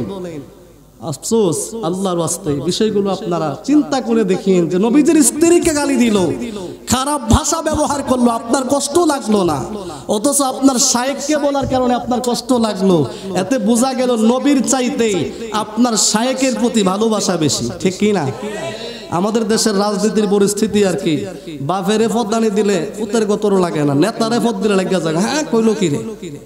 আসেনি? আসেনি? কথা কয় না? আসেনিও? উমাগো বাপের গালি দিলে তার লাগে না, কিন্তু যদি কোনো কারণে নেতারে কিচ্ছু কইছে, কইলো কি রে, তার দর ফিটালা। কথা কোন ঠিক কি না? বোঝা যায় বাবার চাইতে নেতার দরদ বেশি। আসলে বেশি না, এটা তেলবাজি। এটা কি? কথা কয় না? এটা কি? তেলবাজি, এটা বেশি না। তো তুমি যে তোমার শায়েখের মহব্বত দেখাচ্ছ নবীর চাইতে বেশি, তুমি কি জানো এই কথার দ্বারা তোমার ঈমানটা চলে যাচ্ছে? দলিল কি? বুখারী শরীফের হাদিস, আমার নবী বলেন, লা ইউমিনু আহাদুকুম হাত্তা আকুনা হাব্বা ইলাইহি মিন ওয়ালিদিহি ওয়া ওয়ালাদিহি ওয়ান নাস। বলেন, তুমি ততক্ষণ পর্যন্ত মুমিন হতে পারবে না যতক্ষণ না পর্যন্ত আমি নবীর মহব্বত তোমার বাবার চাইতে, মায়ের চাইতে, সন্তানদের চাইতে, পৃথিবীর সমস্ত মানুষের চাইতে আমি নবীকে বেশি ভালো না বাসবে, ততক্ষণ তোমরা ইমানদার হতে পারবে না। সুবহানাল্লাহ বলেন। আল্লাহু আকবার। ইয়া রাসূলুল্লাহ, ইয়া গাউসুল আযম দস্তগীর জিন্দাবাদ, জিন্দাবাদ। তাহলে নবীর ভালোবাসা সবার উপরে, নবীর ভালোবাসা মা বাবা আত্মীয় স্বজন সব ছেড়ে দিবেন, কিন্তু নবীর ভালোবাসা ছাড়া যাবে না, ঠিক কি না? আপনি কয়টা দলিল নেবেন, কয়টা দলিল আপনি জানেন, অবাক হয়ে যাবেন আপনি। মুনাফিকদের সরদার আব্দুল্লাহ ইবনে উবাই ইবনে সুলুল, তার যিনি সন্তান ছিলেন ওই সন্তানের নামও আব্দুল্লাহ। বাবা কাফের মুনাফিক, কিন্তু ছেলে ইমানদার। ছেলে কি? জোরে কন্যা, ছেলে কি? এখন বলতে গেলে অনেক কথা বাজান, কিন্তু আপনারা রাগ করে ফেলবেন। শেষ কথাটা এটা, আমরা নবীর মহব্বত কোন অলির কাছ থেকে শিখার আগে নবীর সাহাবীদের কাছ থেকে শিখছি। কেমনে শিখছি শোনেন, কিভাবে শিখছি? আদব তো সাহাবীরা শিক্ষা দিয়েছেন, আমার নবী শিক্ষা দিয়েছেন, আপনি কেন সেটা মানবেন না? আচ্ছা বলেন দেখি, এখানে যদি পানির পাত্র হয়, এখানে পানি পান করে একটু পানি রেখে দেওয়া হলো, আমরা কি করি? সেটা ফেলে দিই, ঠিক না? এটাই তো স্বাভাবিক, ঠিক না? ভদ্রতা আমরা মনে করি। কিন্তু আব্দুল্লাহ ইবনে উবাই ইবনে সুলুল, যার সম্পর্কে কিতাবে পাওয়া যায় মদিনাতে সবচাইতে বেশি আমার নবীকে যে ডিস্টার্ব করেছে সে হচ্ছে এই আব্দুল্লাহ ইবনে উবাই। আব্দুল্লাহ ইবনে উবাই, তো আব্দুল্লাহ ইবনে উবাই আমার নবী যখন নামাজে দাঁড়াতেন, কোথায় দাঁড়াতেন? নামাজে দাঁড়াতেন, পিছনে বাচ্চাদের মতো আব্দুল্লাহ ইবনে উবাই দুষ্টামি করত, হাসাহাসি করত। নবীজি কষ্ট পেলেন, বুখারী শরীফের হাদিস, আমার নবী বলে আমি সামনে যেমন দেখি পিছনেও তেমন দেখি। আরো জোরে বলতে হবে, ডানে যেমন দেখি বামেও তেমন দেখি। বাজান, ওয়াজের ধারাবাহিকতা বলতে গেলে অনেক লম্বা হবে, কিন্তু এবার শোনেন তো। আব্দুল্লাহ ইবনে উবাই ইবনে সুলুলের ছেলে, তার নামও আব্দুল্লাহ, নবীজির কাছে বলে, ইয়া রাসূলুল্লাহ, আমার বাবা আপনার সাথে বিয়াদবি করে, আমার তো কষ্ট হয়। কেন? যে আমার বাবা মুনাফিক হয়ে যাচ্ছে, আমার বাবা মুনাফিক, সে জাহান্নামী হবে, আমি তো ওই বাবার সন্তান। হুজুর, আমি আপনার কাছে একটা আরজি দিচ্ছি। কি আরজি? কই আপনি যেই পানি পান করবেন, পানি পান করার পরে একটু পানি রেখে দিবেন। কই কি করবা? ওই পানিটা আমি আমার আব্বাকে খাওয়াবো, খাওয়ালে কি হবে? ওই সাহাবী বলতেছে, ইয়া রাসূলুল্লাহ, আপনার পানি, অবশিষ্ট পানিটা যদি আমার আব্বারে খাওয়ায়া দেই, আমার বিশ্বাস হলো আপনি নবীর মুখ মুবারকের সাথে, ঠোঁট মুবারকের সাথে যেই পানির স্পর্শ হবে, ওই অবশিষ্ট পানি যদি আমি আমার আব্বারে খাওয়াই, তাহলে আমার আব্বার দুষ্টামি বন্ধ হয়ে যাবে। আরো জোরে কন্যা সুবহানাল্লাহ। বাজান, একটা সময় ছিল শুক্রবার আসলে ছেলেরা এরকম পানির গ্লাস নিয়ে দাঁড়ায় থাকতো মসজিদে, ছিল নিও। বলতো একটু ফু দিয়া দেন, বাড়ির থেকে মুরব্বীরা পাঠাইতো। কিরে? ওই আমার বোনের পেট ব্যথা, গাছের ফলের সমস্যা, ফু দিলে ওই ফানি ফোড়া দিলে ভালোই গেছে। কথা কোন ঠিক না? জোরে কোন ঠিক নি? অন ফানি ফোড়াও নাই, ফু অনেক ব্যথা, এখন কি কয় এডি? কথা কোন এডি কি? কিন্তু আব্দুল্লাহ ইবনে উবাই ইবনে সুলুলের সন্তান আব্দুল্লাহ বলি, ইয়া রাসূলুল্লাহ, আপনি একটু পানি রেখে দিবেন। আমার নবী তার কথা রাখলেন, পানি রাখলেন। সে তো মহা খুশি, আমার নবীর পানি মুবারক এবার নিয়ে গেছেন। যা যখন দিছে, বাবা তুমি এটা খাও। আব্দুল্লাহ ইবনে উবাই করে, কি এর পানি রে? কি কয় এটা? কি এর পানি রে? বাবা, এটা নবীজির পান করা পানির অবশিষ্ট পানি আপনার জন্য নিয়ে আসছি। কেন আসছো? কই আপনি যে দুষ্টামি করেন, নবীজির বিশুদ্ধার করেন, এটা আপনার ভিতরে একটা খন্নাস আছে, ইবলিশ আছে। আপনি যদি আমার নবীর পান করা অবশিষ্ট পানি পান করেন, আপনার ভিতরে সেই খন্নাসটা দূর হয়ে যাবে। সুবহানাল্লাহ বলেন। কত বড় বেয়াদব! এবার সে বলে, কই এই পানির চাইতে তোমার মা যে মদ পান করে, ওই মদটা আমার কাছে আরো প্রিয়।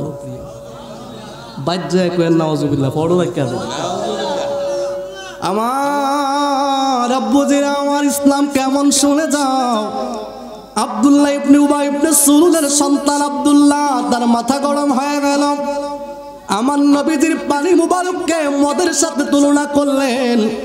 আব্দুল্লাহ এবার দৌড় দিয়ে আমার নবীজির দরবারে আসছে, ইয়া রাসূলুল্লাহ, নবী গো, ও মায়ার নবী, আমার আব্বা আপনার পানিকে মদের সাথে তুলনা করলেন। হুজুর, আপনি আমারে অনুমতি দেন, আমি আমার আব্বারে হত্যা করে ফেলবো। আবার নবী বলে, আব্দুল্লাহ রে, যদি তুমি তোমার বাবা না হইতেন আমি অনুমতি দিতাম, কিন্তু তোমার বাবা হওয়ার কারণে আমি তোমাকে অনুমতি দিতে পারি না। তোমার বাবা হওয়ার কারণে আমি তোমাকে অনুমতি দিতে পারি না। অথচ আল্লাহ রাব্বুল আলামিন কুরআনুল কারীমের মধ্যে আমার আল্লাহ কয়, ও ইমানদার মুসলমান শুনে নাও, শুনে শুনে নাও তোমার বাবা যদি ইমানের পরিবর্তে কুফরকে গ্রহণ করে, তোমার ভাই যদি ইমানের পরিবর্তে কুফরকে গ্রহণ করে, তোমরা তাদেরকে বন্ধু হিসাবে গ্রহণ কইরো না। আমার আল্লাহ কয় কাদেরকে বন্ধু বানাইবা আমি আল্লাহ জানায়া দেই। আল্লাহ কাদেরকে বন্ধু বানাইবো, আমার আল্লাহ কয় ইমানদারের বন্ধু হবে তারা। আমি আল্লাহ জানিয়ে দিচ্ছি কারা ইমানদারের বন্ধু হবে। ওয়াল মুমিনুনা ওয়াল মুমিনাত, আল্লাহ কয় ইমানদারের বন্ধু কারা হবে শুনে যাও।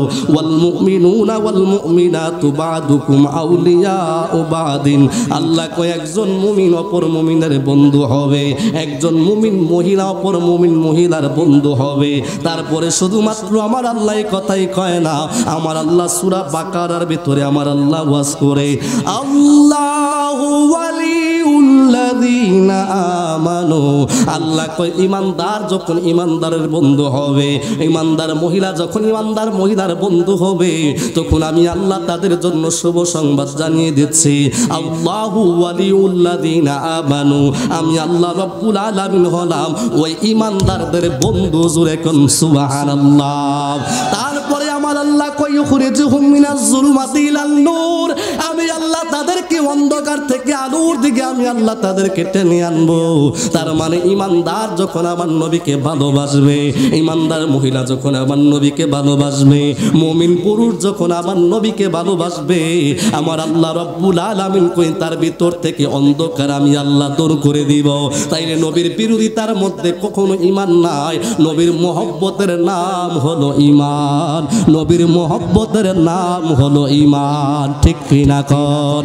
নবী ছাড়া ঈমান হয় না, দলিল আমি দেই না, দলিল কোন মাওলানা মুফতি দেয় না, দিলে তোমরা অভিযোগ দিবা।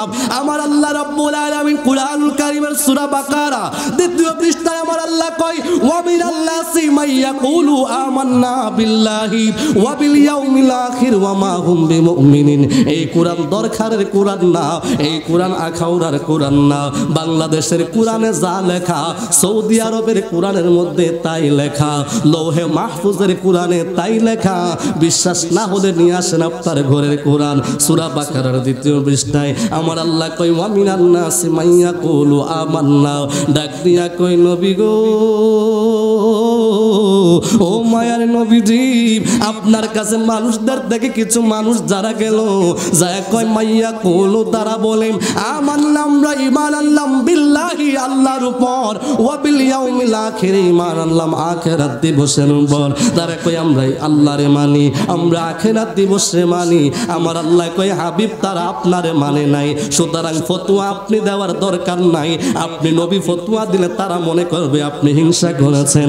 দুনিয়ার কোন মাওলানা ফতোয়া দিলাম আমাদের বিরুদ্ধে তোমরা ফতোয়া জারি করবা। এই জন্য আমার আল্লাহ কি কয় জানুনি?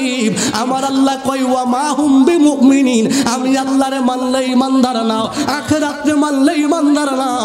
আমার আল্লাহ কয় ওয়া মা হুম বিমুমিনিন, তারা একজনও ঈমানদার না। জবানটা খুলে কি আল্লাহু আকবার বলা যাবে না? এই জন্য শুধুমাত্র আল্লাহরে মানলে ঈমানদার হওয়া যায় না। কথা বলেন ঠিক কি না? দলিল আমি দিচ্ছি না, আল্লাহর কোরআন দিচ্ছে। জোরে কন্যা। এবার আসেন নবীরে মানলেন, আল্লাহরে মানলেন। এবার আল্লাহ কই ৩ নম্বরে ডিউটি। কি ডিউটি? আল্লাহ কই আতিউল্লাহ ওয়া আতিউর রাসূল ওয়া উলিল আমরি মিনকুম। আল্লাহ কই আমি আল্লাহরে মানার পরে আবার নবীর ইত্তেবা অনুসরণ করবা। আমার নবীর পরে আমার নবী যখন পৃথিবীর জমিন থেকে বিদায় নিয়ে যাবে, ও মুসলমান শুনে যাও, শুনে যাও, ও ইমানদার বাবারা শুনে যান। তারপরে আপনি কার দামান ধরবেন, কার অনুসরণ করবেন আমার আল্লাহ জানিয়ে দিলেন। আমার আল্লাহ কই উলিল আমর মিনকুম, যারা উলিল আমর তোমরা তাদের অনুসরণ করবা। এবার উলিল আমর কারা তাদেরকে আপনাকে চিনতে হবে। যারা সৎ কাজের আদেশ করে অসৎ কাজের নিষেধ করে, তার মানে বোঝা যায় দিনের বেলায় বায়ে বায়ে দ্বন্দ্ব লাগায়া, রাতের বেলা যারা টাকা নেয় তারা উলিল আমর না। কথা কোন ঠিক কিনা? আসেনি আসেনি? দিনের বেলায় কুবুদ্ধি দিয়া রাতের বেলায় পকেট বাড়ি করে, আসা না নাই? এমন সর্দার আসেনিও? মনিয়ন গ্রাম মনো নাই? ও হ্যাঁ নাই? আরে নানার বাড়ির এলাকায় কথা কইেন না মিয়া, পরে এটা রেকর্ডও যাইব গাছে হুজুরের মামার বাড়ির এলাকা তো আছে। হ্যাঁ আছে নাকি? সব জায়গায় আছে, কথা কোন ঠিক কি না? যেখানে মূসা ছিল সেখানে ফেরাউন ছিল, কথা বলেন ঠিক কি না? যেখানে আমার নবী সেখানে আবু জাহেলেরও বাড়ি, কথা কোন ঠিক কি না? তো যেখানে ইমানদার থাকবে সেখানে বদগারও থাকবে, বেঈমানও থাকবে, কথা বলেন ঠিক কি না? তবে ইমানদারের সাথে বেঈমানের বন্ধুত্ব হতে পারে, জোরে কোন না পারে? তাহলে বলেন আপনার আমার সাথে কোন ইহুদির কোন বন্ধুত্ব হবে? আস্তে কইলেন বাজান, কিও খ্রিস্টানের বন্ধুত্ব হবে? হিন্দুদের বন্ধুত্ব কি হবে? কোনোদিনও হবে না, কারণ ইমানদার কখনো কোনো বেঈমানের কাছে নিরাপদ না। তবে দুনিয়ার সমস্ত মানুষ ইমানদারদের কাছে নিরাপদ, মুসলমানের কাছে কি নিরাপদ? এটা আমি বলি না, আল্লাহ বলে লাকুম দীনাকুম ওয়ালিয়া দিন। তারা যদি তোমাদের মধ্যে চলে আসে তাদের ধর্ম পালন করতে বাধা দিও না, তোমরা তোমাদের ধর্ম পালন করো, তারা তাদের ধর্ম পালন করবে। এবং ইসলামের ভিতরে মানুষদেরকে জোর জবরদস্তি করে ধর্মান্তরিত করার কোনো নিয়ম, এটার নাম ইসলাম। এটার নাম কি? তো আপনি যে জোর কইরা আরেকবার আরে দল পরিবর্তন করান, এটা কোনটা? আসেনি? আছে, এটা দোষ আমরা বর্তমানে, আমি রাজনৈতিক কথা বলি না, তারপর একটা কথা আজকে বলে দিচ্ছি, আমরা এই দল সেই দলকে দোষ দিই, নিজের খাসিলত পরিবর্তন করেন মিয়া, রাতের অন্ধকারে 500 টাকায় ভোট বিক্রি করেন। তো আপনার মতো নিমক খারাম আর কেডা আছে, কথা কোন ঠিক কি না? এই যে নির্বাচন দিবে দিবে বলতেছে, এতেই যে ফিডাফিডি চলতে দেশে, আল্লাহ জানে দেওয়ার পর কি অবস্থা হয়, কথা কোন ঠিক কি না? আমরা নিজেদেরকে সংশোধন যতদিন পর্যন্ত না হব, আমার নবীর ইত্তিবা যতদিন না করব, তাকওয়া ভয় আল্লাহ যতদিন ভিতরে না ঢোকাবো, ততদিন কোনো মানুষ আপনাকে পরিবর্তন করতে পারবে না। আগে আপনি নিজে পরিবর্তন হবেন। আপনার পরিবর্তনের পরে আপনার দায়িত্ব কি? আমার আল্লাহ বলেন, ইয়া আইয়ুহাল্লাযীনা আমানু কু আনফুসাকুম ওয়া আহলিকুম নারা। আল্লাহ কই তুমি আগে জাহান্নামের আগুন থেকে বাঁচো, তারপরে তোমার আহালকে বাঁচাও। এবার বলেন তো দেখি, আমি নিজে যদি আমার পরিবারটাকে সংশোধন করে ফেলি, যে আমার পরিবার থেকে মানুষের প্রতি ঘৃণা ছড়াবে না, মানুষের গীবত করবে না, সুদ খাবে না, ঘুষ খাবে না, আপনি যদি আপনার পরিবারের দায়িত্ব নিয়ে নেন, আল্লাহর কসম করে বলি একটা সমাজ পরিবর্তন হতে বেশি সময়ের দরকার হবে না, ঠিক কিনা বলেন? কথা বলেন ঠিক না? আমি যদি বলি আমার পরিবার থেকে আমি কারোর উপর জুলুম করব না, কাউকে গালি দিব না, কারোর প্রতি অপবাদ দিব না, আপনি যদি আপনার পরিবারের দায়িত্ব নেন, বলেন দেখি এই মনিয়ন্দ গ্রামে যদি 500 ফ্যামিলি থাকে, 500 ফ্যামিলি যদি এই মুহূর্তে অঙ্গীকার করে যে আজ থেকে আমি কোনো অপরাধ করব না, কোনো অন্যায় করব না, আমাকে আরেকটা ফ্যামিলির লোক এসে বোঝাতে হবে না, আমি যদি আমার দায়িত্বটা নিয়ে নিই, কথা বলেন ঠিক না? সমাজ পরিবর্তন হতে বেশি সময় লাগবে? জোরে বলেন লাগবে? এই যে যুবক যারা আসছেন, আপনারা চাইলে মাথায় একটা টুপি দিয়া সুন্দর করে আসতে পারতেন। আপনি যদি ইচ্ছা করতেন, আপনি কিন্তু জানেন মাহফিলে আসবেন, আপনি চাইলে মাথায় টুপিটা দিয়ে আসতে পারতেন। ভাই আপনি চাইলে উজুটা করে আসতে পারতেন, আপনি যদি চাইতেন একটা পাঞ্জাবি পরেও আসতে পারতেন। কারণ আপনি যখন বিকাল বেলায় ফুটবল খেলা টুর্নামেন্ট দেখতে যান, তখন কিন্তু ঠিকই আপনি সুন্দর কাপড় পরে পারফিউম ব্যবহার করে যান, যাওয়ার সময় টাকা নিয়ে যান, সেখানে গিয়ে নাস্তা খেতে হবে, কথা বলেন ঠিক কি না? আপনি বলেন দেখি, সেই ফুটবল খেলার যে মাঠে 2 ঘন্টা সময় আপনি দিলেন, 90 মিনিট করে যে আপনি সময় দিলেন, প্রায় 2 ঘন্টা সময়, ওই 2 ঘন্টা সময়ের ভিতর থেকে আপনি যতক্ষণ থাকলেন, এত সুন্দর করে চিল্লা আল্লাহ যাই করলেন, বলেন দেখি একটা নেক হবে? একটা একটা একটা একটাও না। এবার বলেন দেখি, জান্নাতের বাগানে আসছেন, মাহফিলে আসছেন, 1 মিনিট বসছেন, নেক হবে? 1 মিনিটেই? ওমা 2 ঘন্টা বসছেন, একটাও হলো না। 1 মিনিট বসছেন, নেক হয়ে গেছে, ঠিক কি না? আমি আরেকটু যদি সুযোগ দিই, এটা আমি দিচ্ছি না, আমার নবী দিচ্ছে। আমার নবী বলে, বান্দা আমার উম্মত শোনো, জান্নাতের বাগানে যাইলে নেক হবে এটা তো পরে, তুমি যখন নিয়ত করে ঘর থেকে বের হইছো, তোমার প্রতিটা কদমে কদমে, প্রতিটা কদমে কদমে, প্রতিটা কদমে কদমে আমার আল্লাহর নেক তোমার আমলনামায় লেখা শুরু হয়ে গেছে। আরো জোরে বলতে হবে সুবহানাল্লাহ। তারপরেও আমরা মাহফিলে আসতে চাই, মসজিদে যাইতে চাই, কথা বলে না, টুপি দিয়ে আসবো এটা তো পরে, মাহফিলেই তো আসতে চাই না, কথা কোন ঠিক কি না? তাহলে আমি আজকে এই মাহফিলে অনেকেই তো অনেক কিছু কালেকশন করে, আমি কিন্তু আলোচনা চাইলে অনেক লম্বা করতে পারতাম, কিন্তু নিচ্ছি না, আপনাদের কষ্ট হবে বলে প্রথম ফার্স্ট 5 জন মানুষ আমি যাইব, যেই 5টা মানুষ আজকের এই মাহফিলে ওয়াদা করবে, হুজুর আমরা আজ থেকে যেখানে আল্লাহর হাবিবের মহব্বতের মাহফিল হবে, আমরা যাওয়ার আগে সুন্দর করে উজু করে পাঞ্জাবি পরে মাথায় টুপি দিয়ে যাব, এমন 5টা লোক আমি চাইবো। পারবেন ওয়াদা করতে? আজকের এই মাহফিল থেকে যুবক ভাইরা 5 জন যুবক ওয়াদা করবেন যে আমি আজ থেকে ওয়াদা করছি, আমি চেষ্টা করব, নিয়ত করলে এই নিয়তের মধ্যে সফলতা দান করার মালিক কে? জুরে কোন কে? 5টা যুবক কে আছেন বলবেন? প্রথম নাম্বার ব্যক্তি, হুজুর আমি আজ থেকে মাশাআল্লাহ একজন পাইছি, আর 4 জন লাগবে, একজন পেয়ে গেলাম, আর 4 জন, আর 4 জন ব্যক্তি, ওমা বেশি মানুষ, 2 জন 3 জন, আর 2 জন, 4 জন 5 জন, আর লাগবে না। আলহামদুলিল্লাহ কোন হাসছে রে, তোরা যে কঠিন মানুষ রে ভাব। হ্যাঁ মাহফিল, আমি যদি 5,000 টাকা দিতাম তাহলে কথা ছিল, টিয়া দন লাগবে, কত কষ্ট। পাঞ্জাবি পয়রা মুসলমানের সন্তান মাথায় টুপি দিয়া মাহফিলে যাইব, এটাতেই তার কত কষ্ট। আল্লাহু আকবার। তাহলে আমাদের কলব কতটা দূষিত, কথা বলেন ঠিক কি না? কতটা দূষিত আমাদের কাল বাজান। আল্লাহর রাস্তে শেষ কথা, আমরা নামাজ পড়বো ইনশাআল্লাহ, কথা বলেন ঠিক কি না? মা বাবার খেদমত করবো ঠিক কি না? নবীজির মহব্বত ছাড়বেন না, ধরবেন। আল্লাহু আকবার। ইয়া রাসূলুল্লাহ, ইয়া রাসূলুল্লাহ, শুভেচ্ছা, পীর মুফতি জুনায়েদ হোসেন জালালী সাহেবের আগমন, শুভেচ্ছা। সকলে বলি মারহাবা, আরো জোরে বলেন মারহাবা। পীরজাদা মুফতি জুনায়েদ হোসেন জালালী সাহেব আলহামদুলিল্লাহ আমাদের মঞ্চে এসে উপস্থিত হয়েছেন, সবাই বলি মারহাবা। আপনারা খুশি না বেজার? জান্নাতের চাবি আমার মা মারে, জান্নাতের চাবি আমার মা, জান্নাতের চাবি আমার মা মারে, জান্নাতের চাবি আমার মা।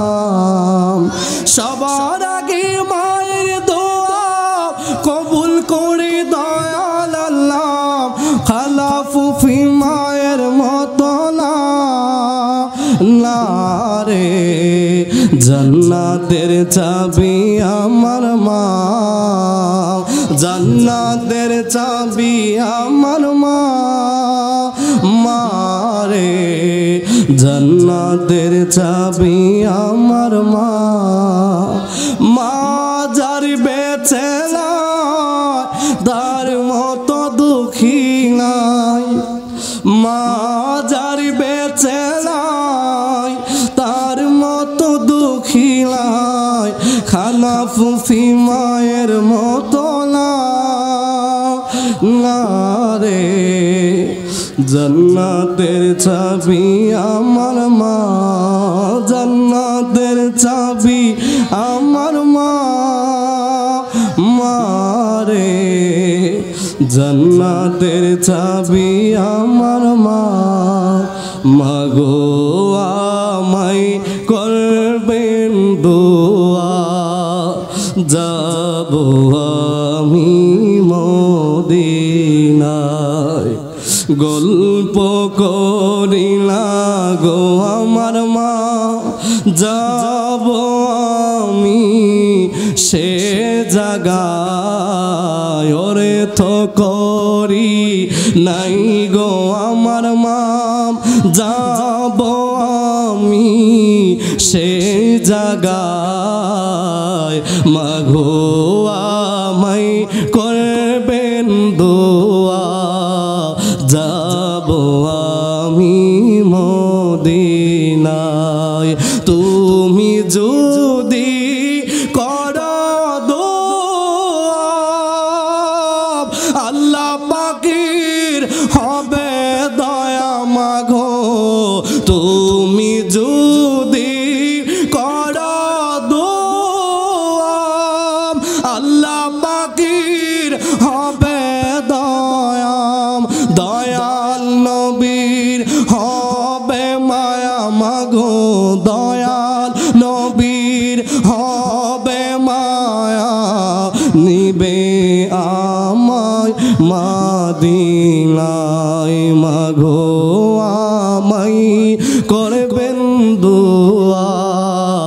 যাব আমি মদিনায়।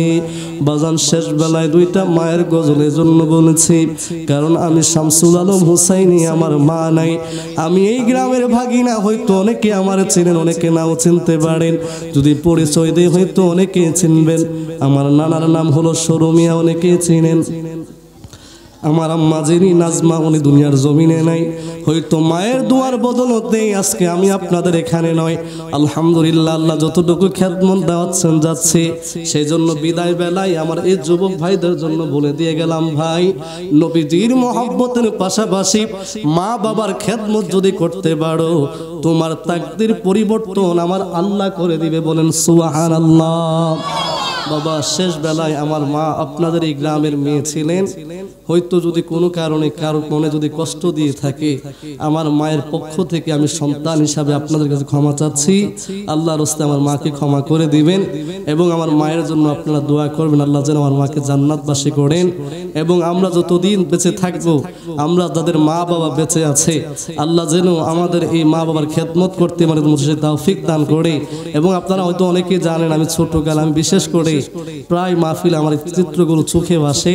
আমি যখন খুব ছোট ছিলাম, এই যে ছোট্ট বাচ্চাগুলো, তাদের চাইতেও যখন ছোট ছিলাম, আমি আমার নানার বাড়িতে, এখানে মামা আছে, প্রায় সময় বসলাম মন মিয়ার বাড়িতে মাহফিল বলে বলে। তখন আমার নানা তখন কুফির মধ্যে ওই যে ঠুই দিয়া তেল ঢোকাইতো, বাজার থেকে এই ঠুই কিনে এনে গাছের মধ্যে টানায়া দিতেন। আমার নাতি ওয়াজ করতেছে, কিন্তু আজকে ওয়াজ তো ঠিকই করি, কিন্তু নানাও নাই, নানিও নাই। কথা বলেন ঠিক কিনা? এবং আমার মায়ের খুব ইচ্ছে ছিল যে গ্রামে এসে যদি আমি কখনো ওয়াজ করি, তাইলে ওই যে আমার নানার সেই স্বপ্ন, আমার দাদু তাদের যে স্বপ্ন, সেই স্বপ্নটা মনে হয় বাস্তবায়ন হবে। কিন্তু আলহামদুলিল্লাহ মনিয়ন গ্রামে অনেক ওয়াজ করেছি, করার সুযোগ আল্লাহ করে দিয়েছেন। কিন্তু আজকে যদি ওই মাটা যদি থাকতো, না জানি কত খুশি হতো। কথা বলেন ঠিক কিনা? তো সেই জন্য সর্বোপরি আমার নানার জন্য, আমার নানারা যারা ছিলেন, মন মিয়া সাহেব, জারু মিয়া সাহেব, সরু মিয়া সাহেব সহ ওনাদের স্ত্রীরা, ওনারা দুনিয়াতে নাই, মামারা আছেন, আল্লাহ যেন তাদেরকে নেক হায়াত দান করে। এবং আমার নানুরা, আমার নানারা যারা দুনিয়ার জমিন থেকে বিদায় নিয়ে চলে গেলেন, এখানেই কবরস্থানে তারা শায়িত আছেন, আল্লাহ যেন তাদেরকে জান্নাত হিসাবে কবুল করে। সবাই বলে আমিন। এই বলেই আমি আমার আলোচনা এখানে শেষ করছি। আসসালামু আলাইকুম ওয়া রাহমাতুল্লাহি ওয়া বারাকাতুহু।